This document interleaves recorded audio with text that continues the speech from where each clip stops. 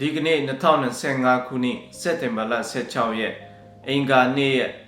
ထိပ်တန်းထူးခြားတဲ့အချို့ကိုပြောပြချင်ပါတယ်။အမေရိကန်ပြည်ထောင်စုပြည်တွင်းရေးရာသတင်းများစီယိုဆွဲတက်ကြွလှုပ်ရှားသူချာလီကတ်လှုပ်ကြံခံရမှုနဲ့ပတ်သက်ပြီးအနာပိုင်တွေကစုံစမ်းစစ်ဆေးမှုတွေဆက်လက်လှုပ်ဆောင်နေပါတယ်။တန်တရားရှိသူထေလာရိုဘတ်ဆန်ကပူပေါင်းဆောင်ရွက်ခြင်းမရှိပေမဲ့ဥပဒေစုမိုးရေးဖွဲ့တွေကသူ့ရဲ့မိသားစုနဲ့လူမှုမီဒီယာအကောင့်တွေကနေတဲ့အချက်လက်တွေစုဆောင်းနေပါတယ်။အခြားသူတွေကလူသတ်မှုကိုအားပေးခဲ့တာဒါမှမဟုတ်သိရှိခဲ့တာမျိုးရှိမရှိကို FBI ကခြေအခါရှာဖွေစုံစမ်းနေဆဲဖြစ်ပါတယ်။ Charlie Cus အတွက်အောက်မေ့ပွဲအခမ်းအနားတွေကိုအင်ဖြူရာရှိကနေဒီစင်တာမှာဒုသမ္မတ JD Vance ဦးဆောင်ကျင်းပခဲ့ပြီးတော့Arizona ပြည်နယ် Phoenix မြို့ရှိလူဦးရေ6000ခန့်ဆန်တဲ့ State Farm Studio မှာ Turning Point USA မှဦးဆောင်ပြီး Charlie Cus အတွက်အောက်မေ့ပွဲအခမ်းအနားတွေကိုကျင်းပခဲ့ပါတယ်။နိုင်ငံရေးခေါင်းဆောင်တွေကလည်းလှုပ်ကြံတပ်ဖြတ်မှုတွေကိုတုံ့ပြန်ခဲ့ကြပါတယ်။တချို့က Federal အရာရှိတွေအတွက်လုံခြုံရေးတိုးမြှင့်ဖို့နဲ့နိုင်ငံရေးအကြမ်းဖက်မှုတွေကိုနိုင်နင်းဖို့တောင်းဆိုခဲ့ကြပါတယ်။ရာဇဝမှုနဲ့ပြည်သူ့လုံခြုံရေးအမေရိကန်ပြည်ထောင်စုကဗင်နီဇွဲလားမူးယစ်အကြမ်းဖက်သမားတင်ပေါ်ကို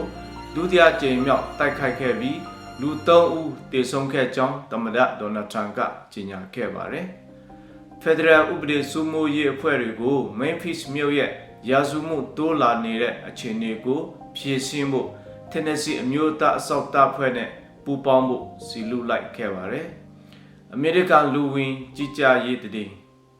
ဗင်နီဇွဲလားနိုင်ငံသား6သိန်းဟာယာယီအကာအကွယ်ပေးထားတဲ့အစဉ်တန်း Temporary Protected Status နဲ့အမေရိကန်မှာတရားဝင်နေထိုင်ခွင့်နဲ့အလုပ်ခွင့်ရှိနေတယ်ဆိုတာကိုပြသဖို့လူဝင်မှုကြီးကြပ်ရေး website ကိုမုံမောင်ဖို့ Federal တရားသူကြီးတို့ကအစိုးရကိုအမိန့်ပေးခဲ့ပါတယ်။ NATO နဲ့ရုရှားတင်းတပုတ်ဖော်ပြချင်ပါတယ်။ ရုရှားမောင်းသူမဲ့လေယာဉ်တစ်စီးမကြာသေးမီကပိုလန်လေပိုင်တဲ့ထဲကိုကျူးကျော်ဝင်ရောက်လာခဲ့ပြီးတဲ့နောက်ဗြိတိန်ကရုရှားတပ်အမတ်ကိုဆင့်ခေါ်ခဲ့ပါတယ်။အစီအလယ်ပိုင်းအစ္စရေးကဂါဇာစီးတီးမှာစီးရဲလှုပ်ရှားမှုတွေဆက်လက်လှုပ်ဆောင်နေပါတယ်။ဒါဟာမတ်ခေါင်းဆောင်တွေတွေ့ဆုံနေတဲ့ကာတာနိုင်ငံကအဆောက်အဦတစ်ခုကိုအစ္စရေးကတိုက်ခိုက်ပြီးတဲ့နောက်မှာဆက်လက်လှုပ်ဆောင်ဖြစ်ပွားခဲ့တာဖြစ်ပါတယ်။ဆက်လက်ပြီးနောက်ဆုံးတရုတ်သတင်းတစ်ပုဒ်ပေါ်ပြချင်ပါတယ်။တရုတ်နိုင်ငံကအမေရိကန် AI chips ထုတ်လုပ်တဲ့